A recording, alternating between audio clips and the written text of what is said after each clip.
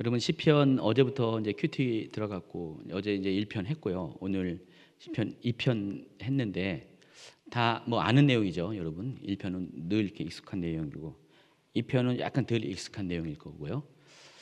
그래서 앞으로 이 시편 큐티를 150편까지 하려면 1년 정도 걸릴 것 같아요. 거의 1년 가까이. 아마 119편 하려면은 119편 하나 갖고 몇 주 걸릴걸요? 한 편 갖고 173전이라 돼요. 그걸 나눠보세요. 이렇게 나누면은 엄청 오래 걸릴 겁니다. 어쨌든 1년 가까이 걸려요. 그래서 1년 동안 10편만 하면 여러분 아주 그냥 지긋지긋해질 것 같아서 이렇게 나눠서 5번에 걸쳐서 나눠서 진행합니다. 한 텀 하고 또 중간에 하고 그리고 또 이렇게 이런 식으로 섞어서 할 겁니다. 그래서 여러분 좀 긴 시간입니다. 그래서 시편을 다 하려면은 아마 2020년 정도 돼야 될 것 같아요. 2020년 중반 정도 되면 시편을 끝날 것 같습니다. 그 중간에 이제 다른 성경들을 하도록 할 겁니다. 어쨌든 긴 레이스입니다. 그래서 오늘 이제부터 이제 시편을 좀 다루도록 할 거고요. 오늘 이제 시간이 많지 못해서 제가 다 이렇게 꼼꼼하게 오늘 다 못 다뤘고요. 앞으로도 계속 시편을 할 때마다 중간 중간에 소주제 하나씩을 시간 될 때마다 끼워서 다시 더 이렇게 더 자세하게 다룰 겁니다. 오늘은 대략적인 전체적인 시편이 이런 거구나 하는 정도의 어떤 개관적인 것만 여러분에게 다뤄드리도록 하겠습니다. 근데도 그래도 이제 꼼꼼하게 준비했습니다. 보통 이제 제가 다른 강의할 때는 뭐 이렇게 무슨 배경 설명하고 뭐 저자 설명하고 무슨 목적 이런 거 먼저 하고 나서 뒤에 나갔잖아요. 근데 오늘은 좀 이렇게 방식을 달리했습니다. 그 뒤에 좀 다룰 거고요. 오늘은 먼저 여러분이 이제 시편을 이제 이해하기 위해서는 제가 아까 데이터베이스 얘기했잖아요. 자, 이 시편이 150편씩이나 되기 때문에 먼저 이 시편이 어떤 구조로 되어 있는지를 그러니까 여러분이 그냥 이렇게 바로 이렇게 직접적으로 이렇게 체험할 수 있는 그것을 좀 소개하겠습니다. 그래서 곰곰이 이 부분에 대해서 생각을 해봤는데 주시는 이게 아이디어가 시편에 보면은 여러분 성경에 보면은 그 시편마다 표제어가 있어요. 제목이 있습니다. 이 시편은 무슨 시편이다라고 여러분 성경책에 보면 제목이 있습니다. 컴퓨터 성경에는 그게 안 나와 있지만은 여러분 이제 종이 성경에는 제목들이 있죠. 그거를 제가 다 타이핑을 했어요. 물론 복사할 것도 많이 있기 때문에 그래서 제가 주일날 그 졸업여행 가기 전에 자정한 새벽 2시까지 이 작업을 해놓고 갔어요. 그나마 해가지고 요 부분을 했더니 한 7, 8페이지 나오더라고요. 그래서 이거부터 좀 하고 난 다음에 본격적으로 원래 이렇게 일반적인 순서대로 다루도록 하겠습니다. 자, 이 시편은 150편 모두에게 표제어가 있는 건 아니고요. 이 150편 중에서 116편만 표제어가 있고요. 나머지 34편은 표제어가 없습니다. 약 4분의 3 정도는 표제어가 달려 있고 나머지는 표제어가 없으니까 이제 무제라고 해야 되겠죠. 제목이 없습니다. 참 재밌는 거는 표제어도 굉장히 다양해요. 짧게는 단 한 단어. 여러분 보세요. 98편 보면은 제목이 뭐라고 붙어 있어요? 시. 누가 시인 거 모르나요? 근데 딱 하나 시라는 제목 하나 딱 붙어 있어요. 근데 여러분 18편, 60편 보세요. 제목이 얼마나 긴지 한번 같이 읽어볼까요? 18편 봅니다. 여호와의 종 다윗의 시, 인도자를 따라 부르는 노래. 여호와께서 다윗을 그 모든 원수들의 손에서와 사울의 손에서 건져주신 날에 다윗이 이 노래의 말로 여호와께 아뢰어 이르되. 이게 제목이에요. 제목이 거창하죠. 60편 더 길죠. 한번 읽습니다. 다윗이 교훈하기 위하여 지은 믹담, 인도자를 따라 수산 에돈에 맞춘 노래. 다윗이 아람 나하라인가 아람 소바와 싸우는 중에 요압이 돌아와 에돔을 소금 골짜기에서 쳐서 12,000명을 죽인 때에 그때 지은 시라는 겁니다. 그래서 아주 짧게는 한 단어만 있고 길게는 이렇게 긴 문장으로 제목이 되어 있는 것도 적잖이 있습니다. 그리고 시편 9편과 이 시편 같은 경우는 원래 이 9편에 제목이 있고 시편에는 제목이 없어요. 근데 제목이 없는 이유가 있습니다. 9편과 시편이 실은 하나의 시로 간주할 필요가 있기 때문에 그래요. 그러니까 이미 9편 안에 시편의 제목이 딸려 있다는 것이죠. 여러분 이제 나중에 이제 뭐 개별 시를 이렇게 다루다가 보면 알겠지만은 시편 중에 몇 가지는요, 히브리어 알파벳 순으로 시편이 쫙 이어져 있어요. 이렇게 알파벳부터 쫙 해가지고 그 순서대로 한 문장이 이제 시작되는 겁니다. 우리나라는 그런 거 별 있나요? 그런 옛날에 오래된 시에 그런 건 없겠지만은 이 시편에는 그런 거 특이한 그런 게 몇 군데가 있어요. 그래서 9편과 시편이 히브리어 한 알파벳 안에 다 작성이 된 거예요. 그래서 시편에는 따로 표제어가 없습니다. 그런 건 나중에 좀 다룰 거고요. 또 이 42편과 43편에 보면은 42편에는 표제어가 있는데 43편에는 없어요. 그 이유가 42편과 43편도 결국은 하나의 시로 이해할 수가 있기 때문에 그래요. 그러니까 후렴구가 똑같아요. 나중에 또 다루겠습니다. 또 32편, 33편 그리고 70편과 71편은 주제가 동일합니다. 그래서 이 뒤에 나오는 시편에는 표제어가 붙어 있지 않습니다. 자, 이런 식으로 표제가 없는 것 중에서 이 4개 정도는 앞에 있는 표제에 따라서 그 제목이 붙여졌다라고 여러분이 보시면 됩니다. 자, 그리고 이 시편과 2편, 시편 1편과 2편은 별도의 표제어가 없어요. 근데 이 두 가지는 실은 하나의 시에 해당하기도 합니다. 이 두 가지가 하나의 시에 해당하기도 해요. 그래서 시편 1편과 2편이 150편 전체의 서론에 해당하는 것입니다. 시편을 여는 서론에 해당하는 것입니다. 대신에 1편은 개인적인 한 개인에게 향하는 개인에게 이 시편을 소개하는 그런 내용이라면은 2편 같은 경우는 공동체를 향한 시편을 소개하는 개론에 해당하는 것입니다. 자, 뭐 지금까지 설명한 거에 어렵진 않죠. 어렵지 않. 나중에 다 이거 다 개별적인 시 여기 하다가 구체적으로 좀 다룰 겁니다. 일단은 이 정도만 아시기 바라고요. 그래서 시편은 모두 5개의 권으로 책으로 나눕니다. 시편이 5개의 책으로 이렇게 나누는 거예요. 그러니까 5개의 책이 하나의 시편을 구성을 하고 있다는 것입니다. 그래서 제1권이 1편부터 41편까지 했고 여기 모두 41개의 시가 거기 포함되고 있습니다. 자, 그런데 이 시편 1편의 저자의 대부분은 다윗이에요. 41편의 시편의 거의 대부분이 다윗 저작에 해당합니다. 총 37편을 다윗이 제1권에서 지었어요. 여러분 보세요. 3편부터 쫙 제 목록이 쭉 나와 있죠. 이거 다 읽지 않습니다. 41편까지 총 37편의 다윗의 시가 나와 있습니다. 자, 그럼 4개밖에 안 남잖아요. 4개 중에서 1편과 2편은 뭐예요? 서론에 해당하는 겁니다.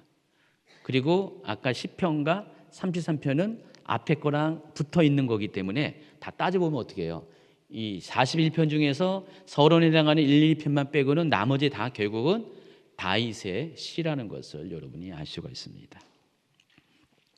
여기 보면은 제목들이 재미있죠.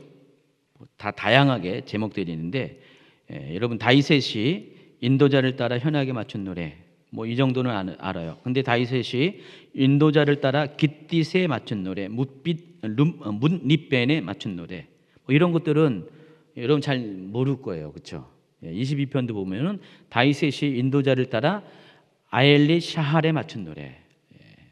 이게 뭔 말이야 하면서 좀 모를 거죠. 이 부분은 좀 이따가 설명을 해드리겠습니다.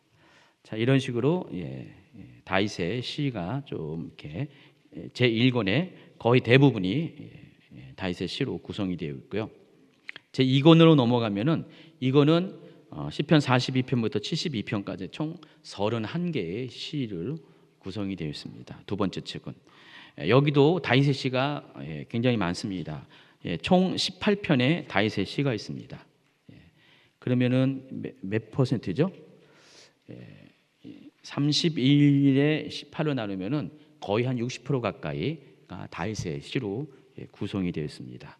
두 번째 많이 쓴 사람이 고라자손의 시라고 나와 있는데 모두 7편 내지 8편.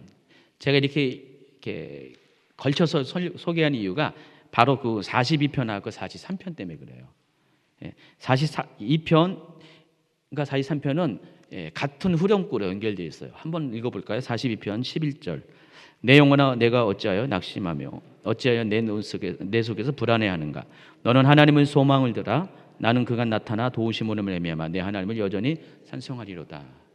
자, 근데 이 시편 42편 11절과 43편 5절 여러분 강의 안에 보면은 어때요? 토시 하나 틀리지 않고 똑같죠? 그래서 같은 성경 구절이 성경이라는 것을 여러분 알 수가 있습니다. 그러니까 42편 11절을 하고 이어서 2부에 해당하는 것이 43편이에요. 그래서 표제어가 따로 없고 이어서 하고 있습니다. 자, 그렇게 따진다면은 고라자손의 시는 7편 내지 8편이 되는 것이죠. 그리고 또 여기에 아삽이라는 사람이 지은 시가 한 편 있고요. 솔로몬의 시가 한 편이 있고 무명의 시가 모두 3편이 있습니다. 어쨌든 제2권도 거의 60% 가까이가 다윗이 저작한 거고요. 제3권은 시편 73편에서 89편에 해당하고요. 총 17편이 있습니다. 지금 여러분 이 1권, 2권 이게 나누죠. 나중에 여러분 큐티 할 때 여러분 똑같이 이런 식으로 이렇게 배포를 할 겁니다. 그래서 이번에 제1권은 양이 많아서 2권으로 나눈 거고요. 아마 이제 5권도 나눌 거고요. 두세 권도 나눌 거고 그런 식으로 이제 배포를 할 겁니다. 제 3권 넘어가면은 여기서 17편 중에서 총 17편 중에서 아셉의 시가 총 11편이고요. 약 65%의 분량에 해당합니다. 그리고 고라자손의 시가 4개가 나오고 다윗의 시가 또 1개가 나옵니다. 그리고 신원 미상의 사람인 에단이라는 사람이 하나의 시를 썼고요. 그리고 제4권은 90편에서 106편까지 총 17편의 시가 있고요. 여기도 여러 사람이 시를 썼습니다. 여기서 다윗이 또 두 개의 시를 썼고 특별히 모세가 여기 또 모세의 시가 하나 나옵니다. 모세의 기도에 해당하는 것이죠. 자, 이것 때문에 이 시편의 저작 연도가 갑자기 엄청 길어져요. 500년 정도 가까이 길어집니다. 이 모세의 시가 하나가 더 추가돼 있어서. 그리고 여기는 저자 불명의 시가 주류입니다. 14편이 17편 중에서 거의 대부분이 한 80% 넘겠죠. 이게 무명의 시인들이 쓴 겁니다. 그리고 제5권이 107편부터 150편까지 제일 많습니다. 모두 44개의 시들이 있고요. 여기도 저자들이 아주 다양합니다. 다윗도 있고 다윗이 총 15편의 시를 썼고 솔로몬도 있고 무명시인이 28편. 그래서 거의 67% 분량은 무명시인이 쓴 겁니다. 벌써 여러분 강의안이 8페이지 넘어갔어요. 너무 신나죠, 즐겁죠. 여러분 이거 제가 표제를 일부러 이렇게 시간 들여서 만들어 놓은 이유가 있습니다. 여러분 나중에 시편 이렇게 큐티할 때마다 이것을 자료로 이렇게 보셔야 돼요. 보시면서 길을 찾으셔야 됩니다. 자, 그럼 이 표제어에 담긴 의미들이 있어요. 이 표제어가 어떤 의미인가를 아셔야지 그것도 의미가 있겠죠, 여러분. 그래서 이 표제어를 잘 살펴보면은 54편 표제어를 같이 한번 보도록 하겠습니다. 샘플로 한번 읽어볼까요? 다윗의 마스길, 인도자를 따라 현악에 맞춘 노래, 10사람이 사울에게 이르러 말하기를 다윗이 우리가 있는 곳에 숨지 아니하였나이까 하던 때에. 자, 여기 보면은 콤마로 해가지고 모두 4개의 단문들이 나옵니다. 자, 그리고 보면은 이 안에 이 시편에 대한 정보가 다 들어가 있는 거예요. 첫 번째, 저자가 누구인가 여기 나와 있죠. 다윗이 저자죠. 두 번째, 이 시의 양식, 다시 말해서 이 시가 어떤 종류인가가 설명이 되어 있어요. 여기 보면은 마스기라고 나와 있죠. 마스기는 교훈이라는 뜻인데 이 시는 교훈시다라는 뜻입니다. 이해하시겠어요? 그리고 인도자를 따라 현악에 맞춘 노래. 그러면은 이것은 어떤 의미냐면은 이 시를 이게 읊을 때 그냥 목소리만 하는 게 아니라 현악이 뭐죠? 줄이 있는 악기죠. 그게 뭐가 될는지 모르지만은 그 현악에 맞춰서 아마 그때 수금이 많이 썼겠죠. 여기 수금을 치면서 거기에 맞는 노래라는 뜻입니다. 이해하시겠어요? 이 시를 할 때는 이 시를 이렇게 암송할 때는 이렇게 현악기를 먼저 이렇게 튕기고 거기에 맞춰서 이 시를 낭송하라는 그런 의미가 있습니다. 그리고 마지막으로 이 시를 작시할 때에 지금 이게 작곡과 작시가 있는 건데 여기 이 시편이 작시예요. 지금 작시입니다. 이 작시할 때 어떤 배경에서 어떤 상황 가운데 이 시편을 썼는가가 그 배경 설명이 나와 있어요. 10사람이 사울에게 이르러 말하기를 다윗이 우리가 있는 곳에 숨지 아니하였나이까 하던 때, 그러니까 다윗과 사울이 지금 굉장히 밀당을 하고 있었잖아요. 다윗이 사울을 죽이려고 할 때, 다윗이 도망 다닐 때 10사람, 10이라는 게 열이 아닙니다. 지금 고유명사입니다. 10사람이 다윗을 사울에게 고발을 했죠. 그때의 지은 시다. 이해하시겠어요? 이런 식으로 이 표제어에는 4가지의 정보가 있습니다. 첫 번째 뭐라고요? 저자. 두 번째 종류, 시의 종류. 세 번째 연주 방법. 그리고 네 번째 상황. 이 시를 지을 때의 상황.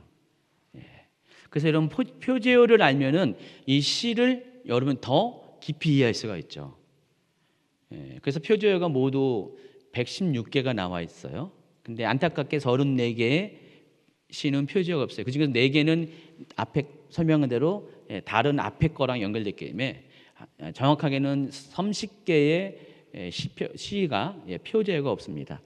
어쨌든 거의 뭐 30개 빼면은 5분의 4잖아요. 5분의 4는 표제어가 있기 때문에 표제어를 보고 여러분이 시를 조금 더 이해할 수 있는 정보를 삼으시면 된다는 것입니다.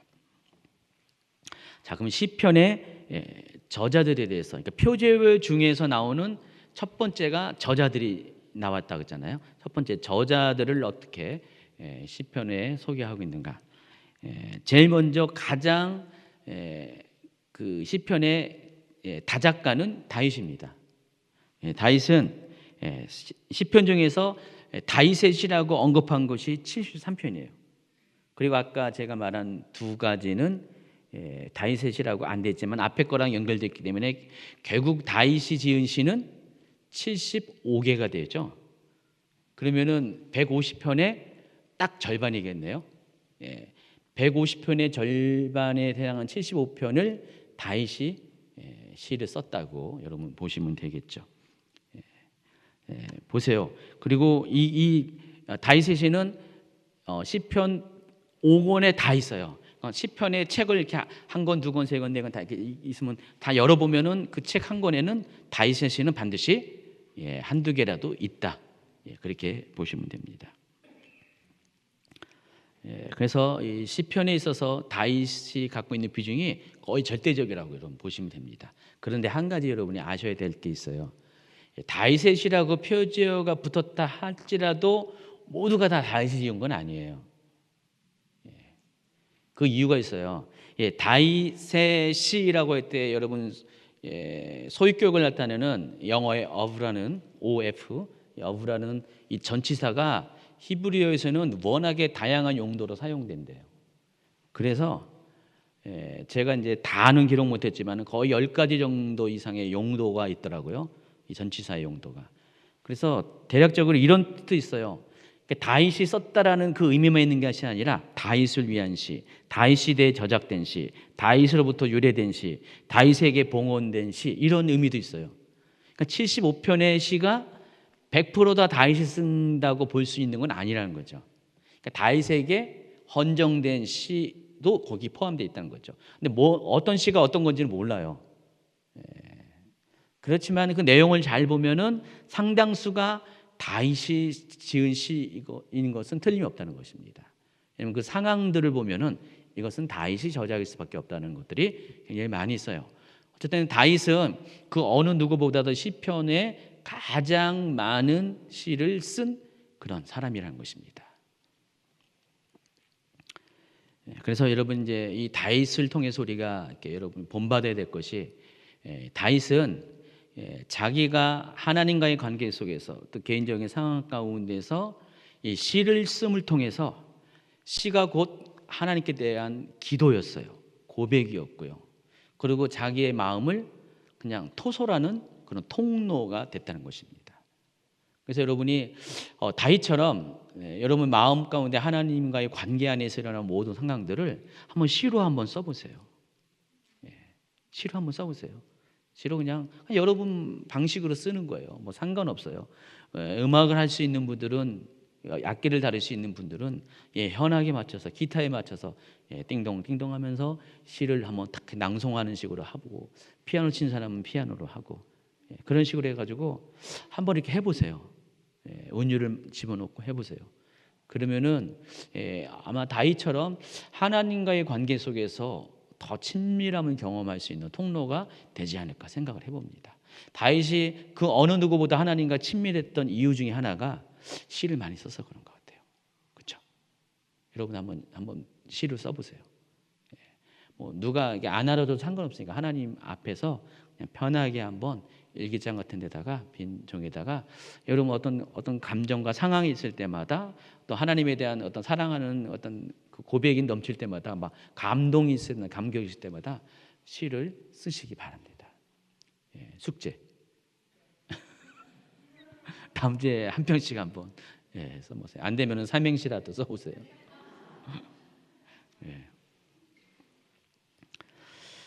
그리고 두 번째로 시편의 저자중에서 유명한 사람들이 고라자손입니다. 여러분 고라가 누구죠? 민수기 16장에 나와 있어요. 지난 연대기 성경에서 제가 다뤘는데, 모세에게 반역을 해가지고요. 한마디로 너희만 하나님께서 너희만 이렇게 쓰시냐 하면서 모세의 권위에 대해서 대항했다가 그 당을 잃었죠. 다른 몇 사람과 패당을 이끌고 모세를 대적하다가 하나님한테 징벌을 당해서 어떻게 해요? 땅이 꺼져가지고 음부 속으로 직접 빠져들어간 그 고라. 그 고라의 일가족이 그때 다 그렇게 됐죠. 근데 여기 보니까 그 고라의 가족 중에서 일부가 살아남은 것 같아요.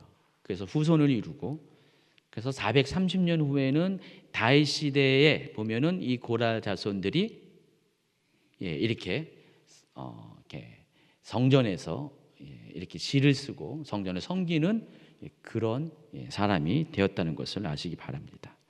자, 어떻게 보면은 그때 멸절했는지 알았는데 아니에요. 하나님은 또 그 가운데서 은혜를 베푸시죠. 여러분, 하나님께서 복을 주실 때 어떻게 몇 대까지 주시죠? 자손의 1000대. 그러면은 하나님이 이제 심판하시면 몇 대까지 화를 주실 때 몇 대? 3, 4대. 3, 4대면 한 몇 년 되겠어요? 한 100몇십 년 되겠죠. 하나님이 이미 고라 자손은 430년 후에는 다 하나님의 그 진노에서 전부 다 걷어들이시고 다시 궁율로 품으셔가지고 결국은 성전을 섬길 수 있고 또 이 시편까지 쓸 수 있을 정도로 하나님을 찬양하는 무리 가운데 이들을 세웠다는 것을 확인할 수가 있습니다. 자, 이만큼 하나님은 이렇게 은혜의 하나님이시고 궁율의 하나님이시죠. 네. 그래서 이 시편 중에는 이 고라 자손의 시가 적게는 11편에서 최대는 13편. 요거는 약간 애매한 게 아까 저 소개한 비슷한 게 있어요. 그래서 고라 자손의 시가 이렇게 두 번째로 많이 있습니다. 세 번째가 아삽. 아삽에 대해서 역대상 15장 16, 17절은 이렇게 소개하고 있습니다. 한번 같이 읽습니다. 다윗이 레위 사람의 어른들에게 명령하여 그의 형제들을 노래하는 자들로 세우고 비파와 수금과 제금 등의 악기를 울려서 즐거운 소리를 크게 내라 하며 레위 사람이 요엘 아들 헤만과 그의 형제 중 베레야의 아들 아삽과 그의 형제 무라리 자손 중에 구사야의 아들 에단을 세우고, 여기 이게 보시면은 아삽이 어떤 사람인지 알 수가 있을 것입니다. 레위 사람이고요. 헤만 에단과 함께 하나님을 찬송하는 찬양대의 임무를 맡은 사람이에요. 레인 중에서는요, 성전의 기물들을 이렇게 다루는 사람이 있는 반면에 이렇게 찬양하는 역할을 하는 사람들이 있었어요. 찬양대의 그 전통은 굉장히 오래된 거죠. 지금으로부터 약 3,500년 전부터 이 찬양팀이 있었어요. 찬양대. 아삽은 헤만과 에단과 더불어서 이 찬양팀에 속했고요. 그때 찬양팀들은 연주만 하는 거 아니라 노래만 부르는 게 아니라 이렇게 곡도 만들었어요. 곡을 작곡해가지고. 작곡은 잘 모르겠지만 작시는 이렇게 했던 것 같아요. 제가 이제 이해가 가요. 예전에 이스라엘 갔을 때 베두인 그 캠프에 한번 들어간 적이 있었거든요. 베두인 캠프 갔더니 그렇게 거기 베두인 가족의 이제 최고 연장자 그 가장이죠. 그 할아버지가 외부 사람들을 이렇게 무슨 관광 차원에서 맞이해요. 그러니까 항상 이렇게 그 가이드랑 이렇게 연결이 돼 있는지 이렇게. 저는 그 캠프 2번 갔거든요. 이스라엘 2번 갈 때, 유대강에 갈 때 다른 저기 가이드인데도 거기 똑같이 데려가더라고요.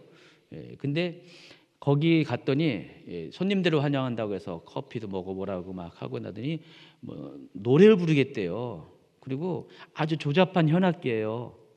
그냥 무슨 장난감 같은 현악기, 줄 몇 개 안 달렸어요. 굉장히 그걸로 막 이렇게 현악이죠, 현악. 여기 말하면 현악이죠. 막 줄을 튕기면서 뭐 막 이렇게 낭송을 하는 거예요. 뭐 막 이렇게 해요. 근데 듣기가 괜찮았어요. 괜찮았는데 그 내용인즉 뭐 이렇게 번역해 주더라고요. 통역해 주는데 뭐 당신들을 환영하고 어떻고 막 이렇게 해줘요. 근데 그냥 멜로디는 일정해요. 그냥 일정한데 내용은 그냥 무한대죠. 아마 이러지 않았을까 이때도. 그럴 가능성이 많아요. 특별히 대단한 멜로디는 없다 할지라도 그냥 현악을 이렇게 쭉 치면서 계속해서 읊조리듯이 이 시편들을 이때 당시 이렇게 하지 않았을까라는 생각을 해봅니다. 어쨌든 이 아삽은 찬양팀의 멤버로서, 여기 또 역대서 16장 5절에 보니까 아삽은 우두머리요, 요즘식으로 말하면 성가 대장, 저기 있는 우리 이상희 선생님처럼 찬양 팀장, 인도자 뭐 이렇게 되겠죠. 그런 역할을 한 사람이라는 것입니다. 그 정도 되니까 이렇게 또 시를 많이 쓴 것 같아요. 그래서 총 12편의 아삽의 시가 시편에는 등장합니다. 그리고 또 다른 저자가 솔로몬이고, 솔로몬은 2개의 시편을 여기 썼습니다. 솔로몬은 뭐로 유명하죠? 잠언으로 유명하죠. 전도서로 유명하죠. 잠언과 전도서 모두 다 그걸 지혜문학이라 그래요. 지혜문학. 성문서 중에 지혜문학이라는데 시편도 그 문학적인 분류상 지혜문학에 해당하는 거죠. 그래서 대신 시편은 2개밖에 여기 남아있지 않습니다. 그리고 모세가 지은 시가 하나가 있어요. 바로 이것 때문에 아까 제가 뭐라고 했어요? 시편의 총 저작 연도가 길어졌다 말씀드렸습니다. 그리고 신혼미상의 에단이라는 사람이 한편에 있고, 그리고 많은 무명의 저자들이 있습니다. 그래서 50명 정도 가까이가 약 10편의 31편이 작자가 누구인지 몰라요. 아까 말씀드린 것처럼 표제어의 거의 5분의 1 정도가 표제어가 없다 그랬죠. 그리고 저자가 누구인지 모르는 게 또 50개 정도가 됩니다. 자, 지금 이제 표제어를 설명하면서 거기 맨 처음에 나오는 정보인 저자에 대해서 설명했고요. 그 표제어의 두 번째 정보인 이 시가 어떤 종류인지 어떤 양식의 시인지를 설명하는 내용들이 표제어에 있다고 했어요. 자, 그래서 이거부터는 여러분이 이제 좀 잘 주의 있게 듣기 바랍니다. 유용한 거예요. 지금 안 들으면 못 듣는 겁니다. 이 표를 보면은요, 아까 그 54편 중에 다윗의 마스길이라고 나와 있죠. 이 마스길이라는 게 이 시가 어떤 시라는 것을 알려주는, 이 시의 성격, 종류, 양식을 알려주는 정보입니다. 그래서 여러분 이제 마스길 하면은 잘 모르잖아요. 근데 이게 그 뜻이, 히브리어의 뜻이 교훈이라는 뜻이에요. 자, 그러면 이거 뭐죠? 이 54편은 다윗이 쓴 교훈시라는 뜻이죠. 다윗이 쓴 교훈시라는 뜻입니다. 그래서 근데 좀 아쉬운 게 이 표제를 달 때 어떤 데는 번역해 가지고 이렇게 표제를 단 거 있고 어떤 거는 그냥 히브리어 그대로를 쓴 게 있어요. 근데 히브리어를 그대로 쓴 이유가 있습니다. 뜻이 애매해서 그래요. 그러니까 완전히 한글로 완벽하게 번역한 것은 그 뜻이 아주 분명하고 확정적이기 때문에 한글로 번역한 거고, 그냥 히브리어 음가 그대로 쓴 이유는 아리까리하기 때문에 그런 거예요. 실은 이 표제에 나와 있는 여러 가지 이런 어떤 시편의 종류, 그리고 뒤에 좀 이따 설명한 그 연주 방법, 이런 것들은 일부는 우리에게 확인된 거지만은 거의 많은 퍼센트가 잘 몰라요. 어떤 뜻인지 잘 몰라요. 대충 그 단어의 뜻만 아는 거지, 히브리어로 단어의 뜻만 아는 거지, 그게 어떤 것인지를 잘 몰라요. 그렇기 때문에 그런 경우는 대부분 어떻게 해요? 그냥 히브리어 그대로, 음가 그대로 거기다가 표제어에다가 정보를 입력한 경우가 많이 있다. 이해가 되시죠? 그래도 히브리어를 중심으로서 이게 대충 어느 정도의 뜻인가를 추측할 수 있는 정보는 이 박스에 있습니다. 자, 보시면은 미츠모르라고 나와 있는데 이것은 시라는 뜻이고요. 보면은 다윗의 시라고 할 때 그 시가 미츠모르예요. 이건 아주 분명하잖아요, 그렇죠? 분명하기 때문에 아예 그냥 한글로 번역해서 한 거고요. 이 쉬르라는 게 노래인데 노래도 마찬가지로 아주 분명하니까 이건 다윗의 노래구나. 그래서 아예 히브리어 단어를 안 썼어요. 근데 나머지 마스길, 믹담, 식가yon, 뭐 테필라, 테힐라, 여기 하 붙인 것은 이제 복수라는 뜻이고요. 이런 것들은 뜻은 이렇게 어느 정도는 아는데 100% 확신이 없기 때문에 이런 식으로. 물론 기도라는 것도 나와 있어요. 찬송치도 이거는 100% 해가지고 이거는 이렇게 번역돼 있어요. 그러니까 시, 노래, 기도, 찬송시는 한글로 번역돼서 나와 있고요. 그냥 히브리어 그대로 마스길, 믹담, 식가연이라고 이렇게 나와 있는 건 또 있습니다. 마스길은 교훈시라는 뜻이고요. 믹담은 금언시, 또 시 중에서 아주 그냥 가장 귀한 뭐 황금시라고 그러죠. 뭐 황금률 이런 식으로 그런 의미가 있고요. 식가연은 열정적인 시, 이런 뜻을 갖고 있습니다. 보시면 이렇게 샘플로 보면은 3편 한번 볼까요? 다윗이 그의 아들 압살롬을 피할 때 지은 시라고 했대. 이 시는 미즈모르라고 있고요. 미츠모르. 또 30편에 다윗의 마스길, 그 뭐라고요? 다윗이 지은 교훈시라는 뜻이고요. 다윗의 믹담, 이거 뭐라고요? 다윗이 지은 금언이라고 보시면 되고요. 그리고 또 세 번째 정보가 있다 그랬죠. 이 표제어에 뭐가 있어요? 연주 방법. 연주 방법은 두 가지 나눠 있습니다. 연주 용어하고 또 곡조명으로 또 두 개를 일부러 구분을 했습니다. 옛날 그 번역에서는 영장으로 해서 이렇게 나와 있죠. 요즘은 지휘자에 따라서 이렇게 이런 식으로 번역했어요. 영장이라는 것은 이제 지휘자라고, 왜 옛날 번역은 왜 이렇게 영장으로 이렇게 더 알기 어렵게 했는지 모르겠어요. 그냥 지휘자면 바로 직관적으로 번역하면 아는데, 근데 그것에 해당하는 히브리어가 메나체하. 이게 시편에 굉장히 많이 있습니다. 51개가 등장합니다. 표제어에 제일 많고 있고요. 또 현악으로 번역된 네기노트라는 게 있고요. 그리고 제8음 8번째 음으로 번역한 스미닛 있고, 또 관악으로 번역한 네길노트라는 게 있어요. 근데 대신 알라못이라는 것은 번역을 안 해놨어요. 그냥 히브리어 그대로 사용했습니다. 뒤에 샘플이 있습니다. 12페이지. 자, 본 4편에 보면 다윗의 인도자를 따라 현악에 맞춘 노래. 바로 여러분 번역되니까 문제가 없어요. 자, 근데 12편에 보세요. 다윗의 인도자를 따라 8째 줄에 맞춘 노래. 이 8째 줄에 이거 제 8음인데, 이게 아마 우리 기타도 보면은 기타가 줄이 6개, 현이 6개인 거 아시죠? 모르시나요? 현이 6개, 기타 줄이. 그래서 기타를 이렇게 치면은 위로 올라갈수록 베이스 음이에요. 내려갈수록 고음이죠. 그럼 이 8번째 줄은 현악기가 어떤 현악기인지 모르지만은 제일 낮은 음을 말해요. 8번째 음이 낮은 음이 이렇게. 그러니까 1번 줄부터 쭉 해서 8번째 줄 낮은 음. 그런 의미예요. 그리고 아마 이 알라못은 반대로 최고 높은 음일 가능성이 많아요.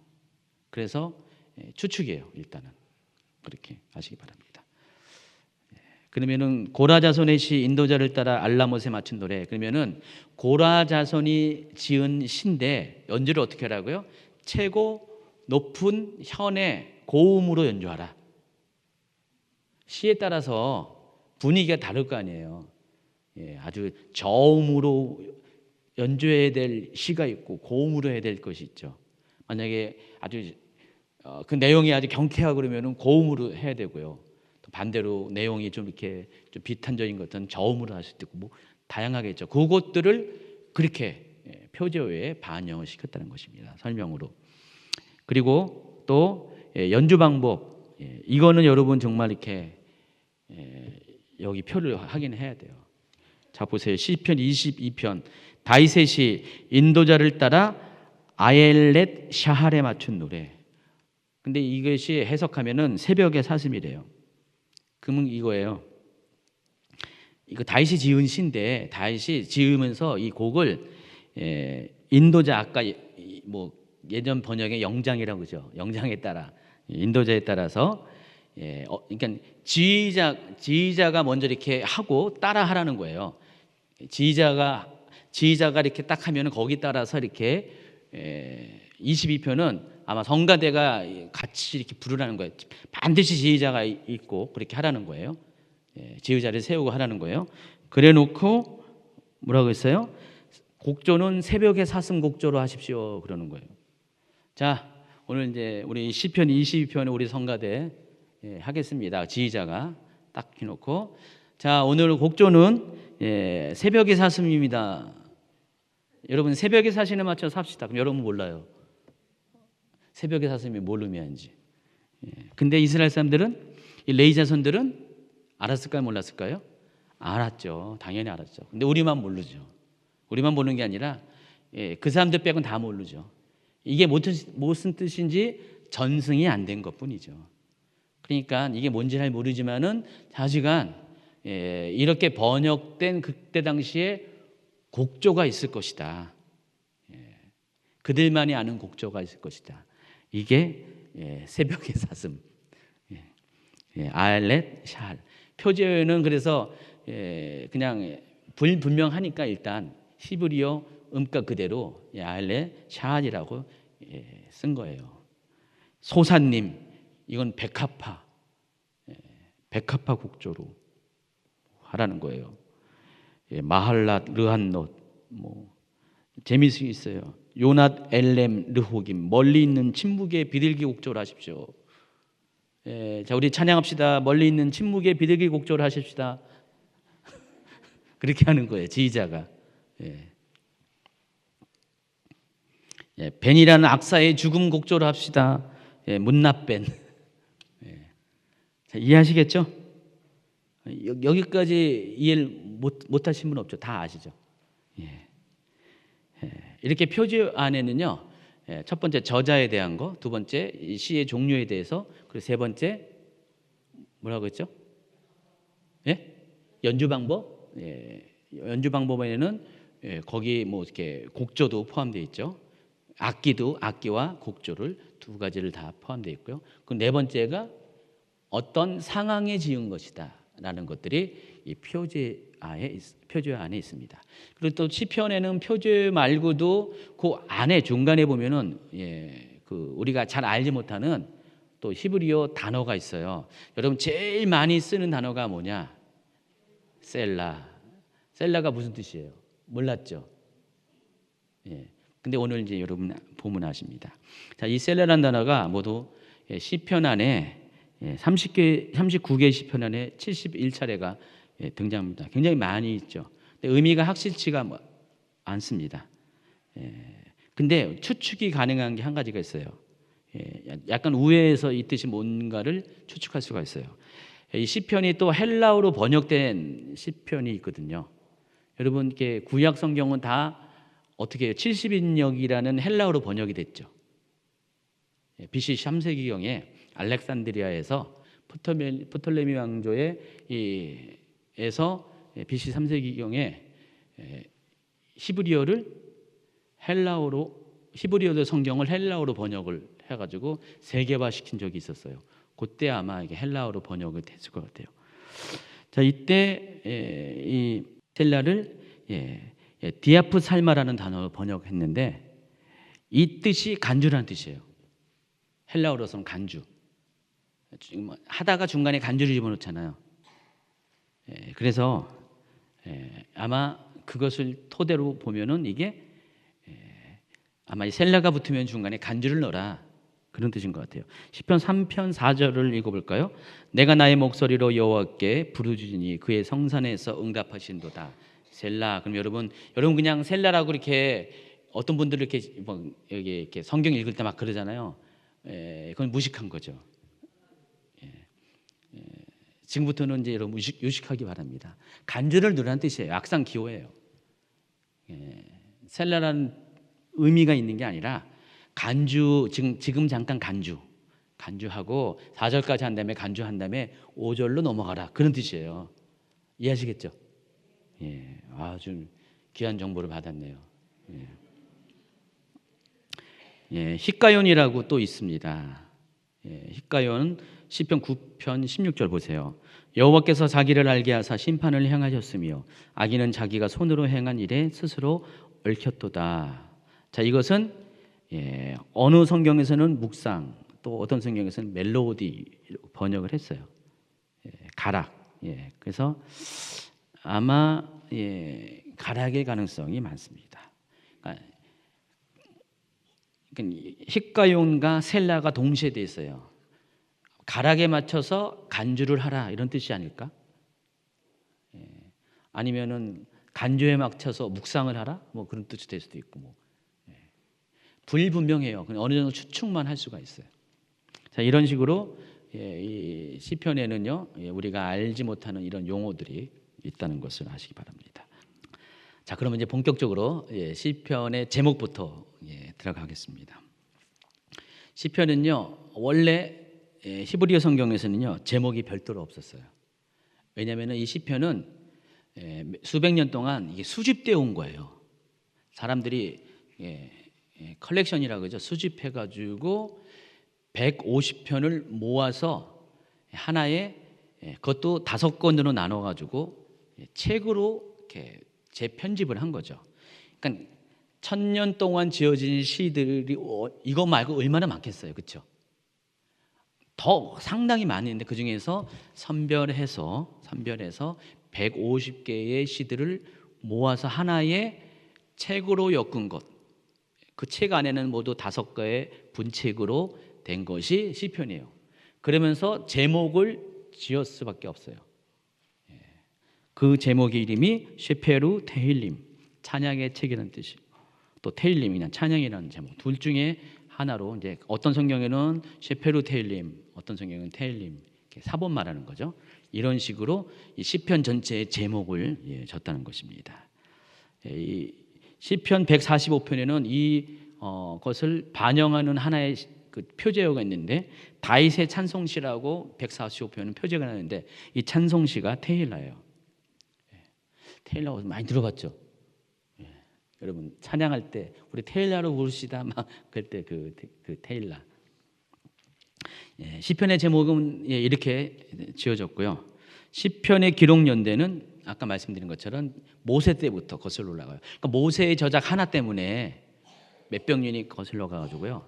포로기 이후까지 약 1000년 동안 지은 시들을 모은 것이 시페르 테힐림 또는 테힐림 시편이라고 우리는 부르고 있다는 것입니다.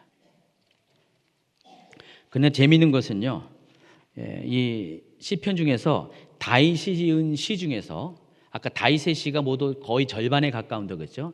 다윗 또는 다윗에게 드려진 시 뭐 이런 것이 절반에 가까운데 그 중에서 14개의 시들은 그 장황한 그 저작 배경이 기록이 되어 있어요. 제가 이걸 일부러 다 여러분에게 정리 차원에서 쫙 이렇게 뽑아놨습니다. 3편 다윗이 그의 아들 압살롬을 피할 때 지은 시. 이 시는 다윗이 압살롬 그놈을 피할 때 지은 시구나. 압살롬. 7편은 다윗의 시가연. 그래서 아까 시가연이 뭐라 그랬나요? 저도 봐야 돼요. 이럴 때 보라는 거예요. 열정적인 시. 여러분 이게 참고서입니다. 다윗이 지은 열정적인 시구나. 베냐민인 구시의 말에 따라 여호와께 드린 노래다. 이런 식으로 상황 설명이 나왔어요. 여기 쫙 보시면은 아까 아주 엄청나게 긴 거 60편, 다윗이 교훈하기 위하여 지은 믹담, 인도자를 따라 수산 에돔에 맞춘 노래, 다윗이 아람 나하라림과 아람 소바와 싸우는 중에 요압이 들어와 에돔을 소금 골짜기에서 쳐서 12,000명을 죽인 때, 바로 그때 지은 시다. 자, 이런 내용을 쫙 보면 표제 안에 있는 그 시대 상황 설명을 쫙 보면 어때요? 이때가 언제쯤 지은 것이라는 것이 더 명확해지겠죠? 그렇습니다. 14페이지 이제 5번 시편의 형성 과정입니다. 시편은 모두 5권으로 분류되고요. 어쨌든 간에 오랫동안 한 1000년 동안 점진적으로 시편들이 수집되어 왔습니다. 그 대략적으로 그 권수마다 수집 시기가 어느 정도 추측이 가능한데, 제1권은 언제 이 시편이 모아졌는가? 다윗 이후에 솔로몬 시대, 솔로몬이 자기의 아버지가 지은 시들을 모아서 제1권의 시편을 편집한 거예요. 이해하시겠죠? 그리고 나서 제2권은 고라 자손에 의해서, 아까 말한 그 고라 자손에 의해서 두 번째 권이 수집됐습니다. 여러분 아까 이권 설명할 때 다윗의 시와 더불어서 어느 시가 제일 많아요? 고라 자손이. 그러니까 고라 자손이 자기들 시 위주로 이렇게 한 거죠. 그리고 세 번째 3권은 히스기야 시대 아삽이라는 사람에 의해서, 그리고 4권과 5권은 에스라와 느헤미야에 의해서. 에스라하고 느헤미야는 어떤 사람이죠? 포로 귀환 시대의 사람이죠. 포로에서 귀환할 때 BC 6세기에서 5세기까지 가나? 그때 사람들이 4권과 5권을 이렇게 편집을 한 겁니다. 수집을 한 거고요. 최종적으로 에스라가 이 5권을 하나의 그 시편, 아까 셰페르 테일림이라고 했죠. 이것으로 완성시킨 사람이 에스라일 가능성이 많다. 에스라가 시편을 오늘날 여러분이 보고 있는 그 시편 150편의 시편으로 완결시킨 사람이 에스라다. 그렇게 이해하시기 바랍니다. 시편을 기록한 이유가 뭐냐? 성경은 히브리인들은 성경을 세 가지로 나눈다고 했죠. 타나크라고 여러분 전도서 얘기할 때 제가 여러분에게 알려줬는데 그 앞에 있는 그 단어를 이렇게 따가지고 타가 뭐였죠? 뭐의 약자죠? 토라.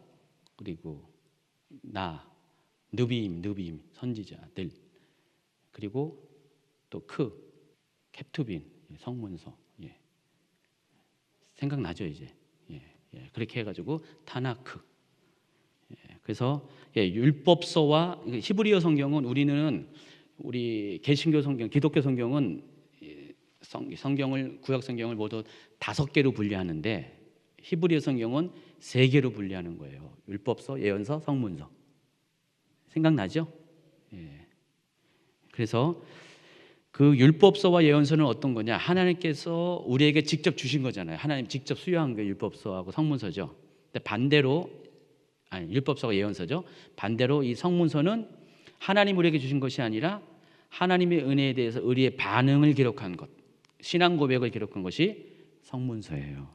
그래서 그림으로 제가 이렇게 표로 만들어놨어요. 기억나실 겁니다.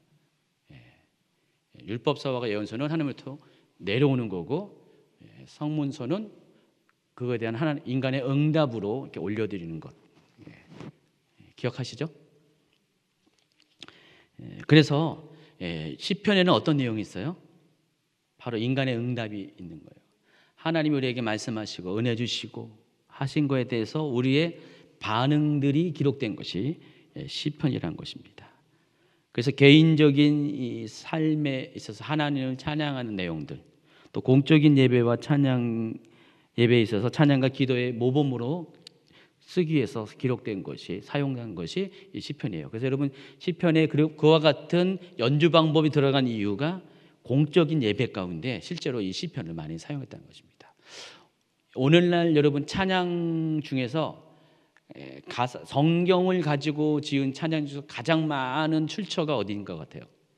시편이죠. 시편이 많고 제가 보기에는 그 계시록도 굉장히 많이 있습니다. 일반적인 성경보다 이 2가지가 굉장히 많이 있는데 오늘날도 그런데 시편이 많은데 옛날에는 어떻게 했어요? 더더욱 많죠. 일반적인 전통적인 교회에서 쓰는 그 찬송가들이 있는 교동문에도 시편을 이용한 교동문이 엄청 많이 있잖아요. 그러니까 이 시편은 뭐예요? 그때 당시에도 예배에 사용하기 위해서 그런 목적으로 처음부터 지어진 시편들이 다수가 있다는 것을 아시기 바랍니다. 이제 아주 재미있는 것들을 이제 시작하겠습니다. 자, 시편을 이제 분류를 해야 돼요. 솔직히 시편이 150편인데 이것을 딱딱딱딱 이거는 무슨 시다 해가지고 딱딱딱딱 분류하면 참 좋은데 100% 분류가 가능한 건 아니고 걸쳐 있는 게 있어요. 뒤에 이제 설명해 보면 뭐 하다가 여기에 해당하는 시편은 이거 있습니다 하고 쫙 목록하는데 제가 가로로 해놓은 것도 있을 거예요. 그런 것들은 약간의 애매하다는 뜻이 경계에 있는 것이죠. 어쨌든 간에 노력을 하다 보면은 이 시편들을 어떤 특별한 특징별로 주제별로 시편들을 분류가 가능하다는 것이죠. 특별히 문학적인 방식으로 이 문학적인 장르를 통해서 이것은 어떤 시다 신우 문학이니까 거기에 맞춰서 시편을 분류가 가능하다는 것입니다. 자, 오늘 그래서 그것들을 소개하겠습니다. 첫 번째가 탄원시예요. 탄원시. 시편 중에서 가장 많이 나오는 것이 탄원시입니다. 탄원시는 히브리어로 테필라라고 합니다. 이 테필라라는 것은 하나님한테 탄원하는 거예요. 이 탄원시를 누가 제일 많이 적게 해요? 다윗. 탄원할 게 너무 많잖아요. 그 사울 때문에, 압살롬 때문에 뭐 등등 뭐 상황들이 너무 많으니까 자기에 있는 그 속상한 마음들을 전부 다 뭐로 했어요? 시편을 져서 하나님께 올려드린 거예요. 하나님 보세요. 그래서 이 다윗의 이 시들은 노래이면서도 기도이기도 하고 그런 거예요. 그래서 그 자신의 속상한 것들을 고백하는 그 시들을 가리켜서 그것을 다 모아서 이름을 붙인 게 테필라, 탄원시다 하시기 바랍니다. 이해하시기 바랍니다. 탄원시는 두 가지 차원에서 탄원시가 있는데 개인적인 차원에서 탄원시가 있고 또 공동체적인 탄원시가 있습니다. 여기 쭉 목록을 보세요. 많이 있죠, 이렇게. 여러분 나중에 이제 큐티 할 때 그때마다 요거를 이렇게 한번 검색하세요. 지금 이 강의안이 다 올라가 있잖아요. 카페도 올라갈 거고 뭐 밴드에도 올라갈 거고 다 카톡에는 가나요? 모르겠는데요. 그걸 여러분 다운 받아 가시고요. 여러분 이렇게 컴퓨터에서 이렇게 검색 프로그램 있잖아요. 그 워드 프로그램에 보면은 검색 단어를 딱 집어넣어 가지고 그 만약에 지금 오늘 이제 2편 했죠. 2편 거기 이를 딱 쳐보세요. 뭐 다른 것도 나오겠지만은 그 이에 해당한 것이 딱 이렇게 검색이 되면 보시면은 거기에 대한 설명들을 여기 있는 오늘 여기 강의 안에 있는 설명들을 볼 수가 있어요. 그래서 그 도움을 받아서 이게 무슨 시구나 여기와 관계된 어떤 설명들을 보조 설명들을 여러분 다시 한번 확인해 보시기 바랍니다. 팁을 주는 것입니다. 근데 이 탄원시들은 아주 일괄적인 어떤 방식이 있어요. 100% 그런 건 아니지만은 거의 대부분 이 5개의 단계로 탄원시가 이렇게 이어집니다. 지금부터 굉장히 중요한 내용들을 다룹니다. 자, 탄원시들은요. 첫 번째 단계가 이제는 부르는 말이 있어요. 하나님, 뭐 여호와여, 뭐 이런 식으로 부르는 호칭이 나오고요. 두 번째가 바로 어느 때까입니까? 그래서 제가 가끔가다가 시편 설교하다가 여러분에게 이렇게 언급하는 것이 하우롱 영어로 표현하면 하우롱 영어로 또 why 왜요 언제까지요 왜요 막 그런 거 있잖아요. 여러분 자녀들이 막 그럴 거 아니에요. 여러분 뭐라면은 아니 언제까지 그럴 왜 하면서 여러분 자녀들이 그러지 않아요? 여러분한테 지금 그 여러분 자녀들이 지금 치를 쓴 거예요. 탄원을 하고 있습니다. 그 내용들이 많이 있어요. 샘플로 한번 볼까요? 시편 13편을 한번 보겠습니다. 여호와여 바로 나와 있어요. 한번 읽어볼까요? 어느 때까지니까 나를 영원히 잊으시나이까 주의 얼굴을 나에게서 어느 때까지 숨기겠나이까 나의 영혼이 번민하고 종일토록 마음에 근심하기를 어느 때까지 하오며 내 원수가 나를 치면 자랑하기를 어느 때까지 하리이까. 보세요. 어느 때까지를 4번씩이나 사용했어요. 하우롱 이렇게 나와요. 영어로 보면은 이게 아주 그냥 딱 눈에 딱 들어오죠. 그래서 하나님을 부르고 그 우리의 기도를 들으시는 하나님한테 도대체 하나님 언제까지 그럴 거예요? 왜 그러시는 거예요? 하면서 지금 하나님한테 뭐 하는 거예요? 탄원하는 거예요. 지금 탄원하는 것입니다. 그러면서 세 번째가 뭐예요? 하나님한테 도움을 요청하는 거예요. 자 보세요. 여호와 내 하나님이여 나를 생각하사 응답하시고 나의 눈을 밝히소서. 두렵건대 내가 사망에 잠을 잘까 하며 두렵건대 나의 원수가 이르기를 내가 그를 이겼다 할까 하며 내가 흔들릴 때 나의 대적들이 기뻐할까 하나이다. 이제 본격적으로 이제 자기의 필요한 도움의 상황들 하나님께 직접 고백하는 단계로 지나갑니다. 그리고 나서 탄원시의 특징은 항상 분위기가 역전이 돼요. 처음에는 하나님 좀 원망하는 것 같은데, 근데 시간이 가면은 탄원시가 진행되면서 뒤편에는 절반 무렵 아니면 3분의 2 정도 되는 무렵부터는 그때부터는 확 바뀌어요. 하나님에 대한 신뢰의 고백을 합니다. 자 보세요. 나는 오직 주의 사랑을 의지하였으니 나의 마음은 주의 구원을 기뻐하리이다.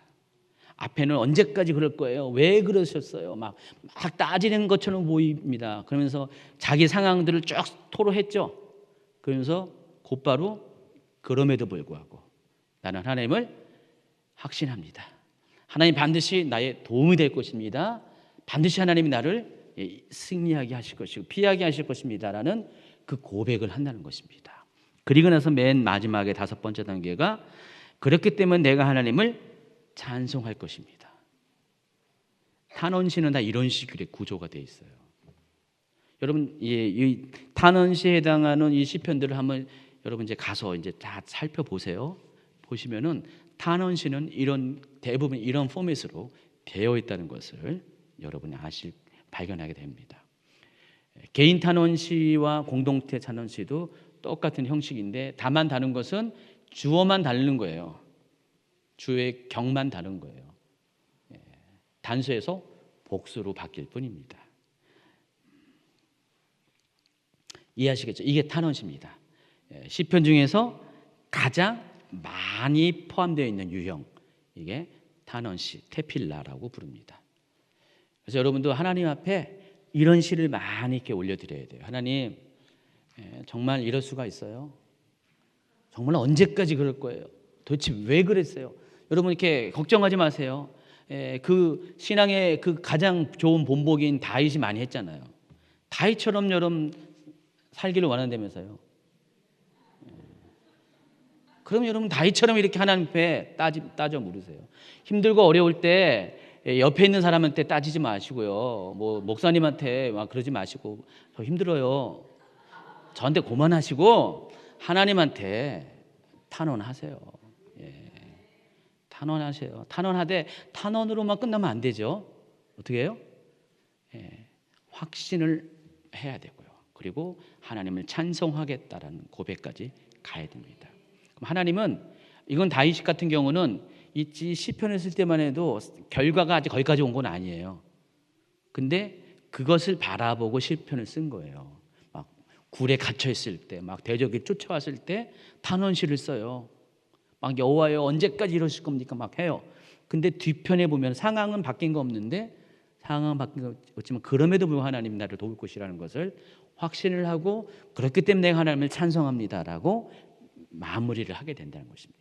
그러니까 여러분의 기도가 그래야 되는 거죠. 하나님께 드린 기도가 하나님 오늘 속상한 일이 있어요. 막 너무 슬픈 일이에요. 눈물을 흘릴 수밖에 없는 하나님께 막 하나님한테 막 따져서 막 그렇게 막 해요.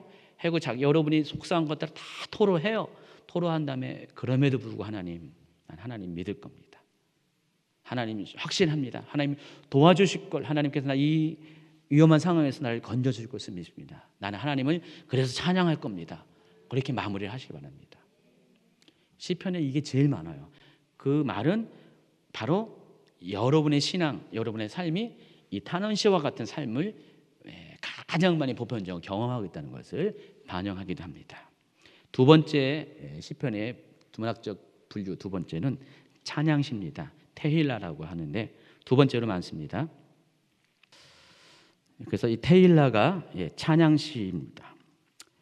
이 테힐라를 보시면은 대부분이 회중적이에요. 회중적인 보세요. 할렐루야 내가 정직한 자들의 모임과 회중 가운데서 전심으로 여호와께 감사합니다. 감사드리다. 시편 33편 1절 2절 3절 한번 읽어볼까요? 너희 의인들아 여호와를 즐거워라. 찬송은 정직한 자들이 마땅히 할 바로다. 수금으로 여호와께 감사하고 열줄 비파로 찬송할지어다. 새 노래로 그를 노래하며 즐거운 소리로 아름답게 연주할지어다. 다 보신 뭐예요? 다 하나님 찬양하라 찬양하라 그런 내용들로 있습니다. 그리고 이 찬양시에는 찬양하라고 먼저 이렇게 다 해요. 첫 번째 부분은 찬양하라 찬양하라 하는 그 찬양에 대한 권면을 시작하고 두 번째는 뭐 어떤 내용이냐면 찬양해야 될 이유를 설명하고 있어요. 이 33편을 오늘 샘플로 합니다. 찬양할 이유가 4절 5절부터 쭉 여러분 같이 있습니다. 시작. 여호와의 말씀은 정직하며 그가 행하시는 일은 다 진실하도다. 그는 공의와 정의를 사랑하시며 세상에는 여호와의 인자하심이 충만하도다.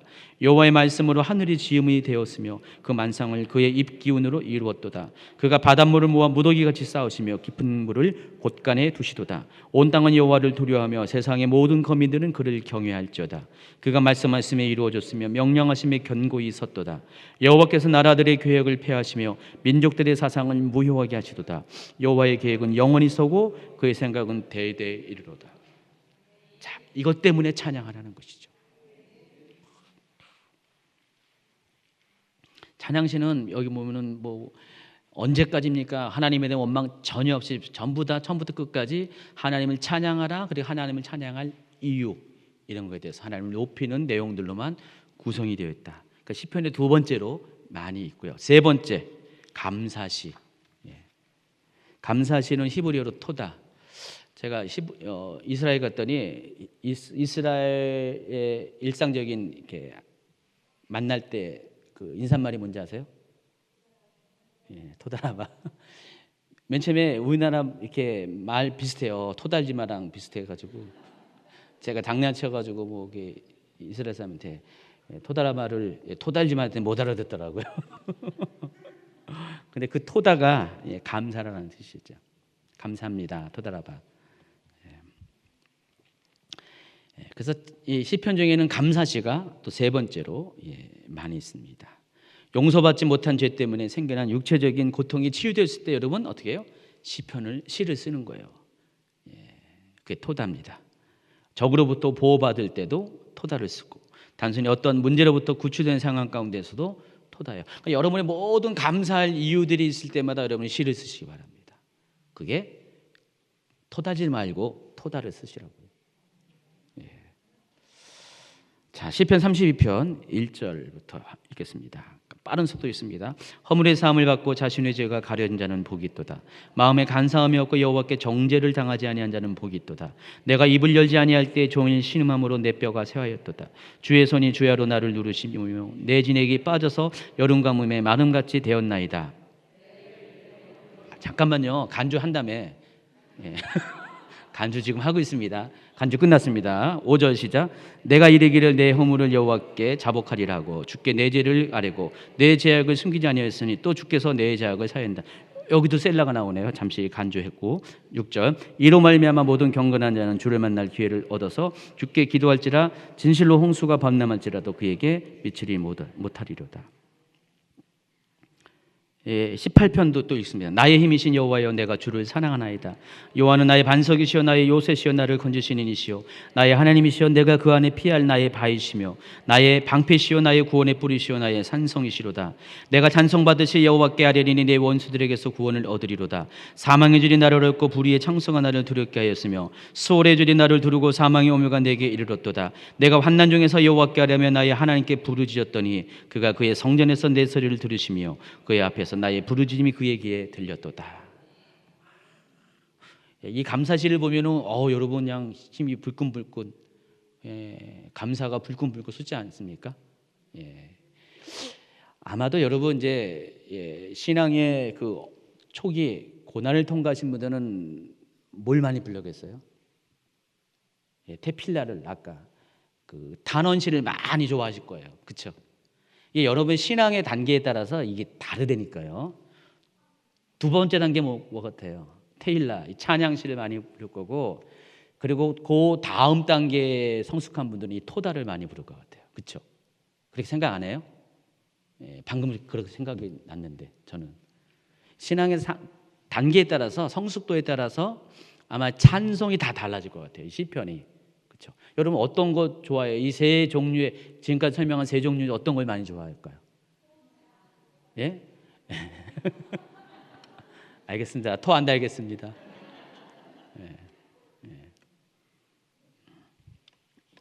네 번째 로얄 쌈이라고 제왕시가 있습니다.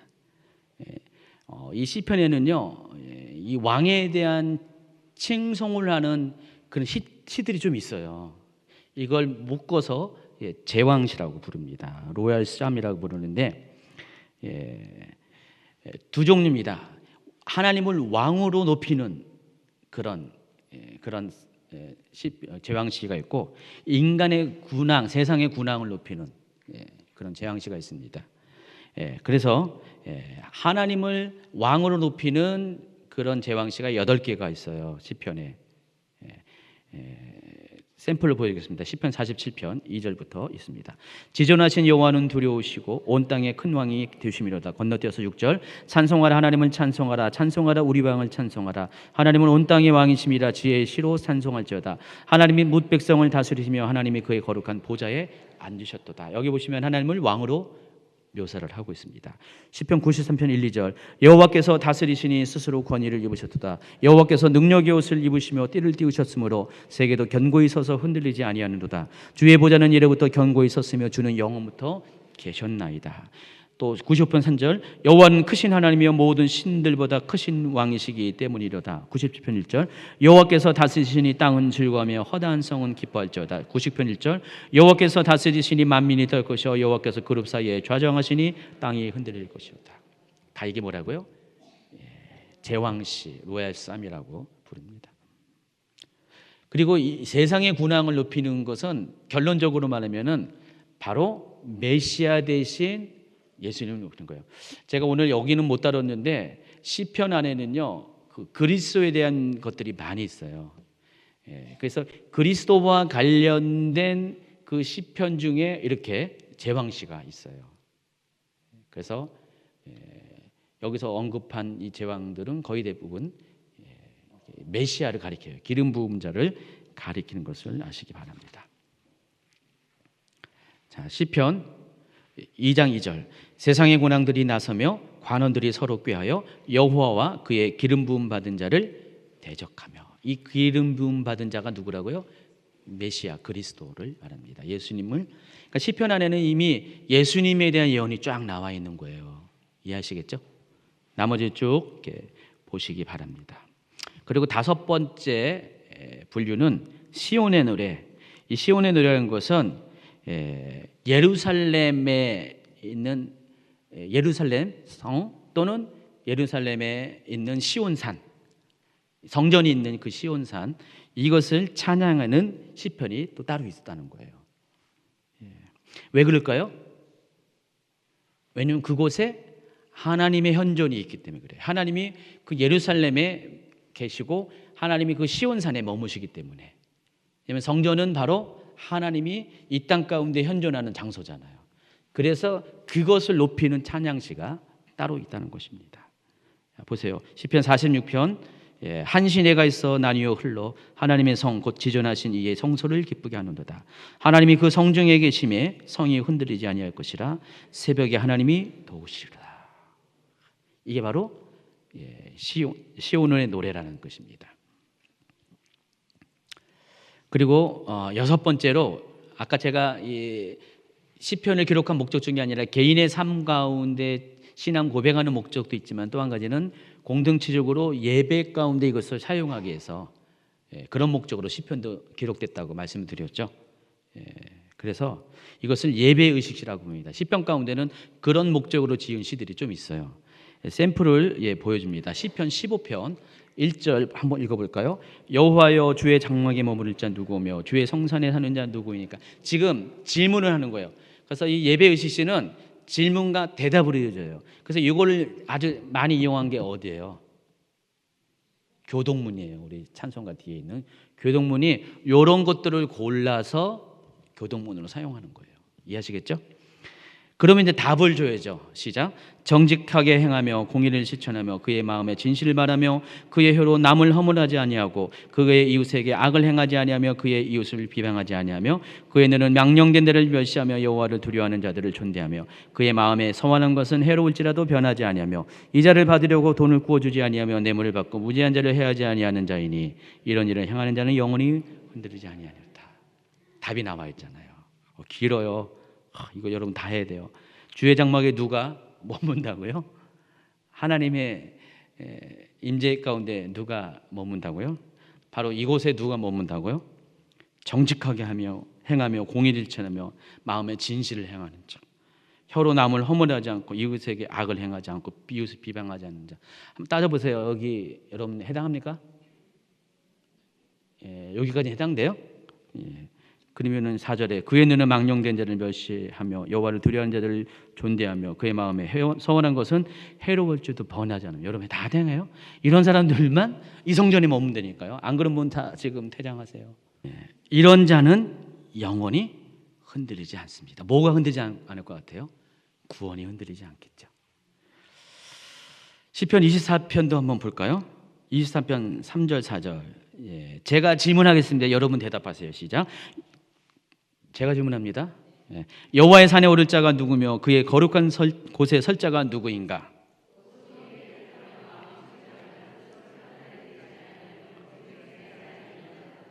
영광의 왕이 누구시냐?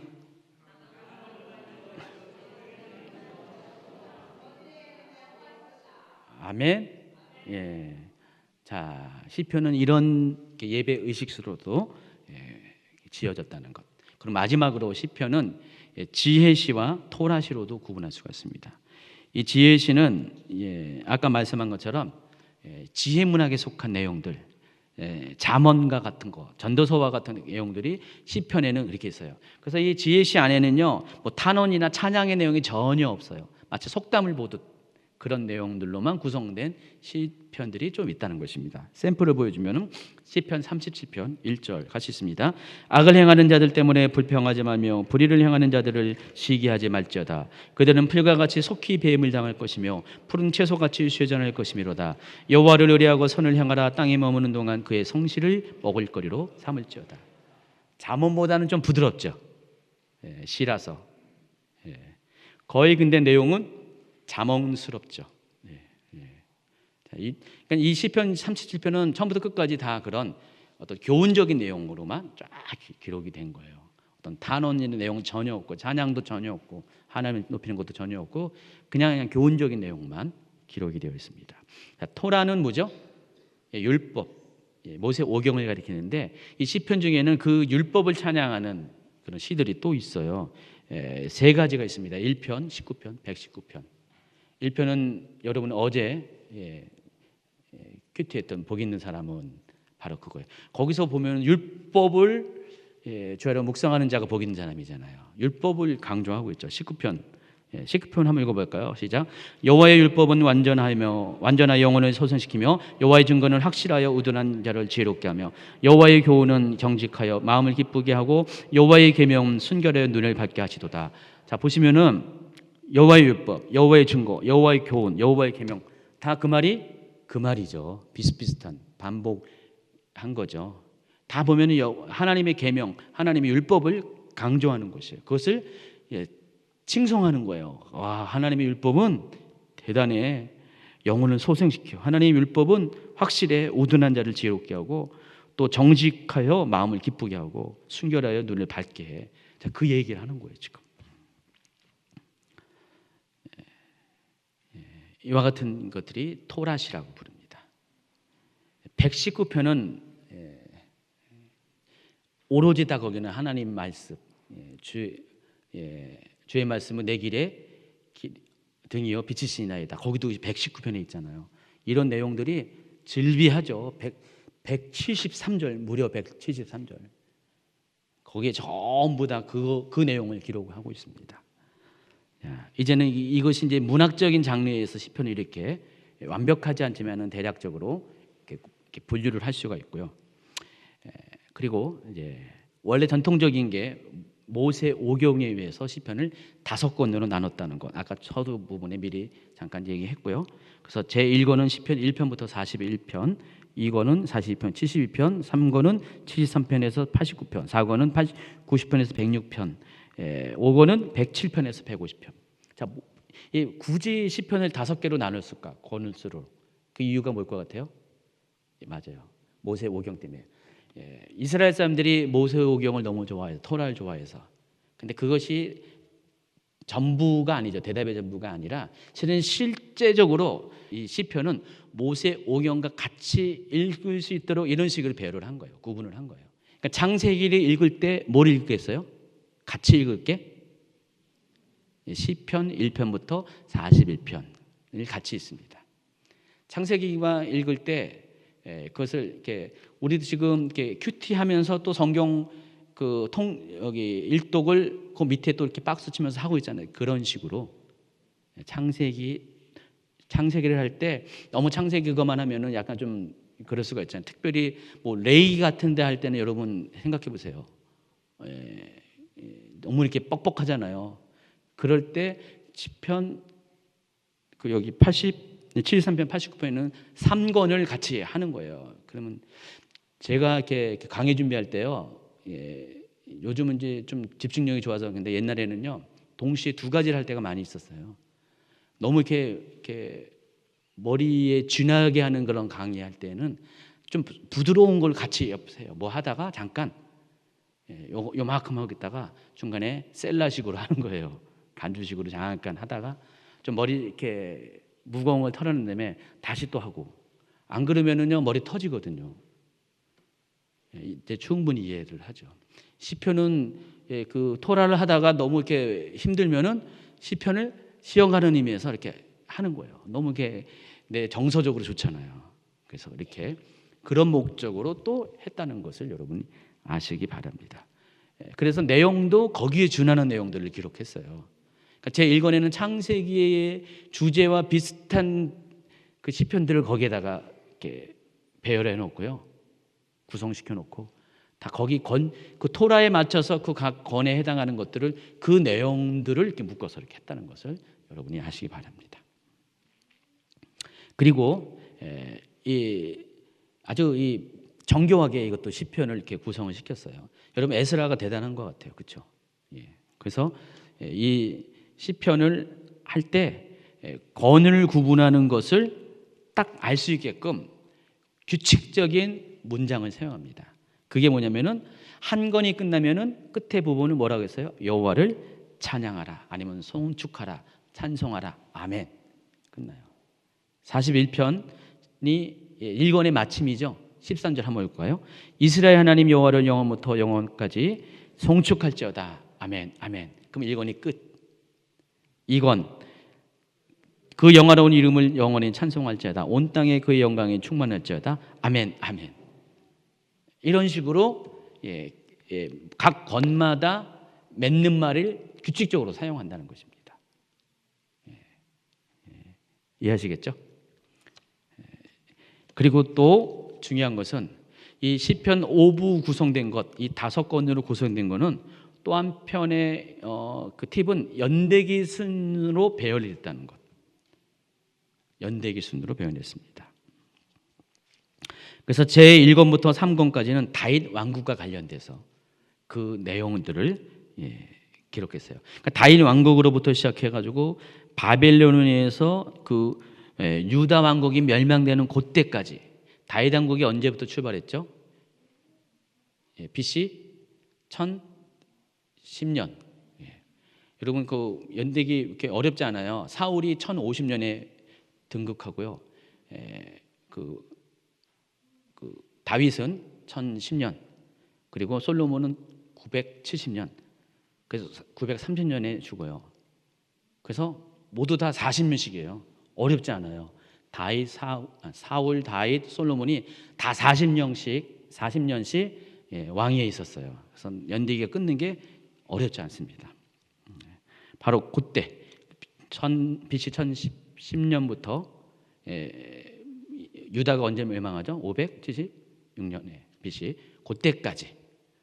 그때까지 기록된 시편들을 1편부터 3편까지 모아놓은 거예요. 그리고 1권부터 3권까지, 그리고 4권에는 이스라엘 사람들이 포로 생활을 할 때 그때 지어진 시편들을 모아놨어요. 포로 생활을 마치 이스라엘 백성들이 광야 생활을 한 것을 비추어서, 그래서 내용이 민수기의 내용처럼, 창세기, 출애굽기, 레위기가 이제 앞에 1, 2, 3권이면은 네 번째 권이 민수기의 내용처럼 광야의 삶에 해당하는 그런 내용들을 이렇게 배열을 했습니다. 그리고 마지막으로 이렇게 다시 회복돼 가지고 포로에서 돌아오는. 그래서 여러분 이 4권과 5권을 보면 그것이 확실하게 여러분에게 이렇게 구분을 질 수가 있어요. 106편, 4권의 마지막에 해당하는 106편을 보시면은요, 이런 내용으로 끝납니다. 한번 읽어볼까요? 그러나 여호와께서 그들의 부르짖음을 들으실 때 그들의 고통을 돌보시며 그들을 위하여 그의 언약을 기억하시고 그 크신 인자하심을 따라 뜻을 돌이키사 그들을 사로잡은 모든 자에게서 긍휼히 여김을 받게 하셨도다. 여호와 우리 하나님이여 우리를 구원하사 여러 나라로부터 모으시고 우리가 주의 거룩하신 이름을 감사하며 주의 영예를 찬양하게 하소서. 이걸로 해가지고 4권이 끝나요. 지금 4권은 언제라고 했죠? 포로기 때. 그래서 이 4권의 맨 마지막에 하나님한테 이 포로된 상황에서 우리를 건져내셔서 다시 돌아가게 달라는 그 염원으로 4권에 맞춰요. 그리고 5권 시작하는 107편 1, 2절 읽어보겠습니다. 여호와께 감사하라. 그는 선하시며 그 인자하심이 영원하미로다. 여호와의 속량을 받은 자들은 이같이 말지어다. 여호와께서 대적의 손에서 그들을 속량하사 동서남북 각 지방에서부터 모으셨도다. 돌아온 거예요 지금. 그래서 107편부터는 돌아온 이후의 시대적인 상황을 반영하는 시편들이 기록이 되어 있습니다. 이해하시겠습니까? 예, 또 한 가지는 시편은 권수에 따라서 권에 따라서 이렇게 하나님을 부르는 호칭이 달라요. 그래서 제 1권에는요 보통 하나님을 부르는 호칭이 시편에는 여호와 엘로힘 두 가지가 많이 사용합니다. 근데 1권에서는 여호와라는 단어를 더 많이 사용해요. 273회. 근데 하나님이란 그러니까 엘로힘이라는 단어, 여호와가 뭔지 아시죠? 하나님의 본래 이름. 엘로힘은 하나님의 본래 이름이 아닙니다. 사람들이 부르는 이름이에요. 여호와는 하나님이 우리에게 가르쳐 주신 나는 나다라는 그거. 그게 여호와 야훼라고 부르잖아요. 한글로 이렇게 한자로 보면 자존자, 스스로 있는 자. I am that I am 영어로 하면은 그게 하나님의 이름이에요. 하나님께서 모세가 하나님한테 이름 좀 가르쳐 주세요. 뭐 이름도 모르는데 사람들이 너 누가 보내서 왔냐 그러면은 이름이라도 말해줘야 되지 않냐요. 그때 하나님 그때 비로소 출애굽기 3장에서 이름을 가르쳐 주셨죠. 그게 난 나야. 그게 여호와 야훼죠. 하나님이 직접 가르쳐 준 이름. 제 1권에서는요 그 이야기가 나와 있고요. 엘로힘은 어떤 거라고요? 사람들이 하나님을 부르는 이름. 엘로힘은 뭐예요? 전능하신 하나님의 뜻이에요. 엘이라는 것은 일반적인 일반 명사입니다. 신을 가리킬 때서는 전능하신 하나님의 뜻이에요.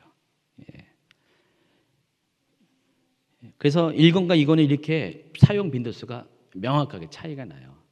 그걸 참조하시라는 것입니다. 샘플을 보세요. 1권에 속한 3편 1절 여호와여 나의 대적이 어찌 그리 많은지요.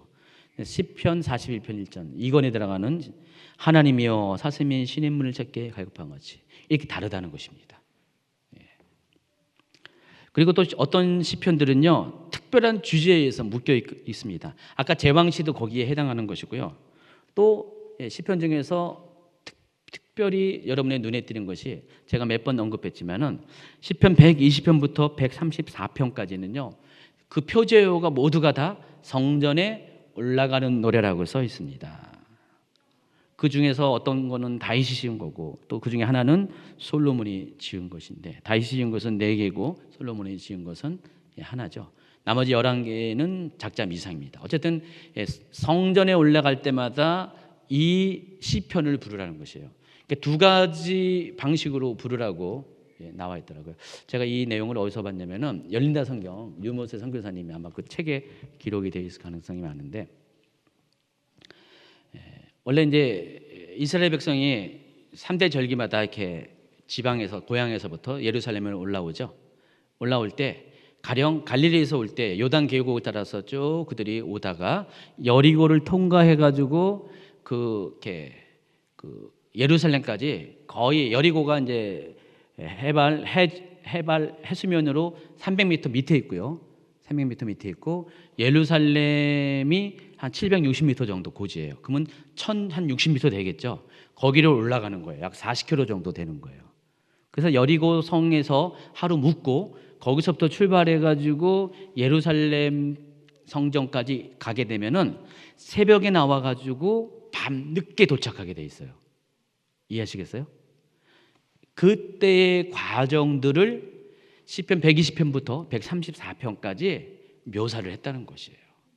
쭉 올라갈 때. 자, 시편 100 그중에서 121편 한번 볼까요? 내가 산을 향하여 눈을 돌리라. 나의 도움이 어디서 올까? 나의 도움은 천지를 지으신 여호와께로다. 120편은 이제 여리고 성을 나온 거고 문을 나온 거고 121편은 나와서 딱 봤더니 저기 저 꼭대기에 예루살렘이 보이는 거예요. 내가 산을 향해서 이 산은 어떤 산일 거예요? 시온산. 시온산을 향해서 눈을 돌리라. 그래서 딱 시작해요. 그리고 120편 읽어볼까요? 사람이 내게 말하기를 여호와의 집에 올라가자 할 때 내가 기뻐하였도다. 예루살렘아 우리 발이 내 성문 안에 섰도다. 예루살렘아 너는 잘 짜여진 성읍과 같이 건설되었다. 자, 이런 식으로 그 성전에 관한 이야기들이 쭉 나와 있어요. 그리고 134편 1절에 보니까 이제 성전에 올라가는 노래를 마치는 마지막 시편입니다. 한번 읽어볼까요? 보라 밤에 여호와의 성전에 서 있는 여호와의 모든 종들아 여호와를 성축하라. 무슨 말인지 이해되죠 이제? 이제 다 도착해가지고 예루살렘 성전에 밤에 딱 도착해가지고 마지막으로 부르는 찬양이 보라 밤에 여호와의 성전에 서 있는 여호와의 모든 종들아 여호와를 송축하라. 얼마나 가슴이 뿌듯하겠어요. 이 마지막 찬양까지. 자, 그리고 또 두 번째로 용도로 쓰는 것이 예루살렘 성전은 모두 4개의 뜰이 있어요. 이방의 뜰, 그 안쪽에 여인의 뜰, 그 안쪽에 이스라엘 뜰. 이스라엘 뜰은 이스라엘 남자들이라는 것. 그리고 그 안쪽에 제사장의 뜰. 그러니까 이렇게 4개의 단계로 들어가서 사람들이 출입 제한이 딱딱 된 거예요. 이방의 뜰까지는 이방인은 거기까지 들어가지만은 그 이상은 못 들어가요. 들어가면 넌 죽는다라고 경고까지 있어요. 근데 이 이스라엘의 연예의 뜰에서 이스라엘 뜰까지 넘어가는 데는 거기에 15개의 계단이 있습니다. 계단. 그래서 그 계단을 한 칸 올라갈 때마다 이 시편을 120편부터 하나씩 암송하는 거예요. 120편 암송. 두 번째 계단에 121편. 이런 식으로 맨 꼭대기 계단에서 올라가면은 134편. 이런 식으로 암송을 한대요. 여러분 그래서 6월절 맥추절 초막절에 예루살렘 성전에 예배드리러 가는 모든 사람들은 어떻게 해요? 기본적으로 이 시편 120편부터 133편은 4편은 다 암송해야죠. 그리고 그 40km 동안 쭉 이렇게 고된 그 길을 떠날 때 뭐 하겠어요? 이걸 계속 암송하는 거예요. 이 순서대로 쫙 암송하면서 하다 보면은 힘들지 않잖아요, 그렇죠? 그런 목적으로 지은 것이 이 성전에 올라가는 노래들이다. 또 이 시편에는요 할렐루야로 시작하는 시편이 모두 9편이 있습니다. 111편 1절부터 한번 볼까요? 시작. 할렐루야 내가 정직한 자들의 모임과 회중 가운데서 진심으로 여호와께 감사리로다. 112편 1절. 할렐루야 여호와를 경외하며 계속 이런 식으로 할렐루야 할렐루야 할렐루야. 이거 많이 하다 보면은 방언도 열리겠죠. 이런 식으로 할렐루야 시작하는 시편이 9개가 있습니다. 거의 다 왔습니다. 그리고 또 이 시편 중에는 절기와 관련된 시편들이 있습니다. 안식일과 관련된, 6월절과 관련된 내용들을 실은 시편들이 있습니다.